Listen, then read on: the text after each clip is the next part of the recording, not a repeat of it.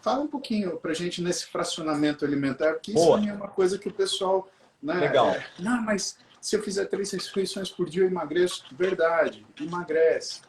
Mas depende também de como você faz tudo. Eu acho que isso é um tema controverso, é bem polêmico Boa. relativamente. Acho que é um tema bem bom da gente discutir. Vamos primeiro puxar esse gancho sobre número de refeições em dois cenários, emagrecimento e composição corporal. Quando eu falar composição corporal, a gente está pensando sempre que eu quero reduzir gordura, mas também melhorar a massa muscular.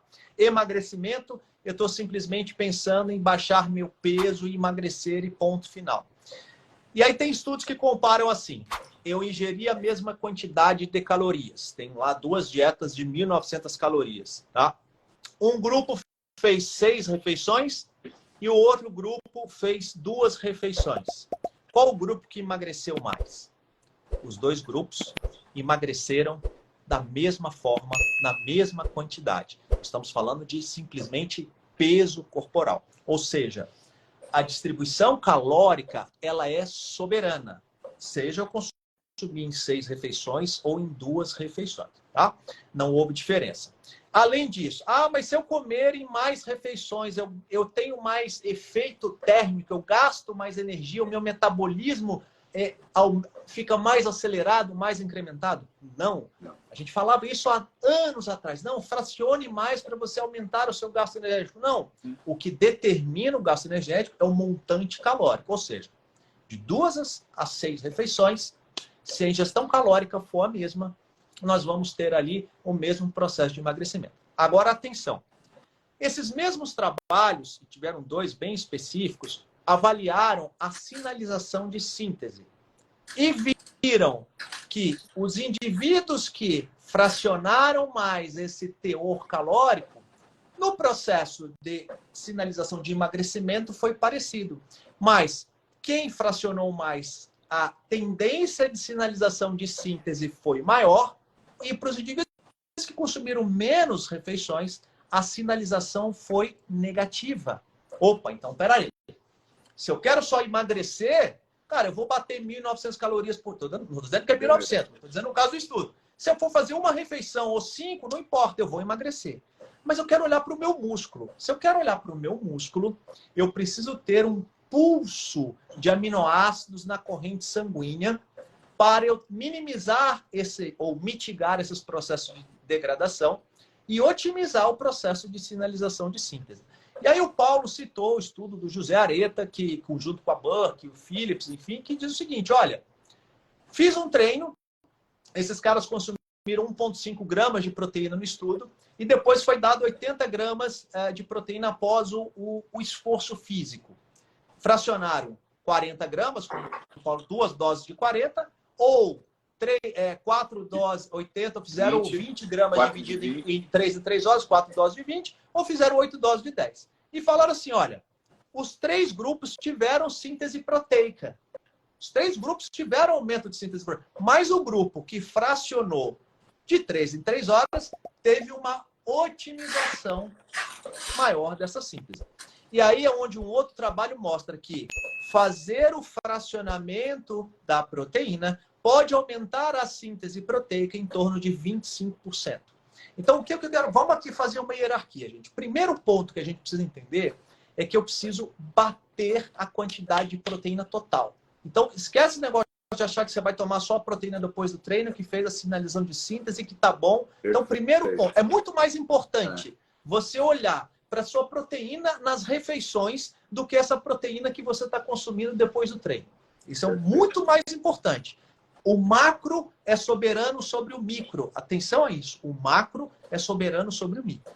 O quanto você consome no dia é muito mais importante do que aquele momento. Só que a gente quer otimizar. Então, quando a gente quer otimizar, a gente quer valorizar tudo. Tanto o macro quanto o micro. Beleza? Aí você fala assim, tá, então eu não vou ter anabolismo se eu não comer de 3 em 3 horas? O estudo dele já mostrou que sim. Nós estamos falando de otimização. E aí, vou dar uma informação que eu acho que é valiosa, tá, Paulo? Um outro estudo falou assim, tá, mas quando eu faço o exercício físico e consumo uma proteína, até qual é o máximo de tempo no qual a gente observa uma sinalização anabólica. Perfeito. Bom, existe um estudo que os caras compararam diversas soluções com proteína e aminoácidos, levaram indivíduos ao exercício e avaliaram essa curva de síntese. E viram que o músculo responde a essa sinalização de síntese mediante estímulo mecânico, que eu treino, e consumo de aminoácidos em até 5, 6 horas após o estímulo mecânico. O que eu quero dizer com isso? Que dentro de uma analogia de distribuição energética proteica na dieta, você pode ali trabalhar com fracionamento, por exemplo, aí já tem um outro trabalho que mostra qual é o número ideal de refeições para a sinalização ali de construção de músculo. E eles estão falando ali em torno de 4 refeições ao dia, 5, no sentido de você respeitar essa curva, essa cinética, essa velocidade de aparecimento de aminoácidos no sangue dentro, e essa interpretação do sinal anabólico ali em torno de 5 horas. Então, se eu colocar em 3, tá valendo? Claro, o trabalho mostra isso. Mas se eu não pudesse em 3, eu pudesse um pouquinho mais em 5, tá tudo bem, desde que você bata a proteína total. Então, por exemplo, você imagina aqui, Paulo, você prescreve aí, o cara é promotor de justiça, tá? E o cara quer anabolizar. Aí o cara almoçou. Aí almoçou meio-dia.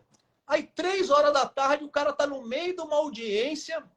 Tu vai pedir pro cara abrir uma matula com frango, colocar no meio da audiência, né? Ou então o cara... O sujeito, espera só um pouquinho, vou tomar meu... Não. 2 palitos. Né? Aí, cara, não, eu sei que eu tenho um astro um pouquinho maior. Então, às vezes, você vai fazer o seguinte. Às vezes, o cara vai fazer um almoço 1 hora da tarde e vai fazer uma refeição às 18 horas. Ele está anabolizando. Cara, ele está anabolizando, batendo a ingestão proteica. Então, tanto que uma última revisão sistemática lá do estudo sobre proteína mostrou, olha... O consumo pode ser ali entre 3 e 5 horas, outros falam de 3 e 6, que é exatamente juntando a informação desses estudos. Então, atenção a isso. Façam um fracionamento e atenção à quantidade proteica total. Fiz isso, agora eu vou preocupar com energia.